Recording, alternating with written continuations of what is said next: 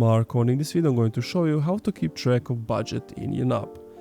But before I talk about that, subscribe to the channel, it helps me out a lot. So basically, how do you keep track of budgets? So if you go to the budget section, you have like $30 needed in the mortgage, let's say you need $600 in heating, and you can always like do math like this, how much you added. It's like with the minus you added 500. Like, to keep track of budgeting, like everything is here.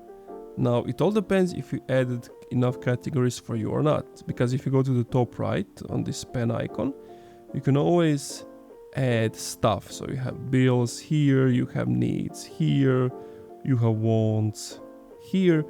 You can play around with these budgets, and of course, if you want to add your own, go to the top left on this folder plus icon, click on it, give it like any name, and then if you click on the plus, you can say it like whatever, test one, and you need $50 for it, weekly.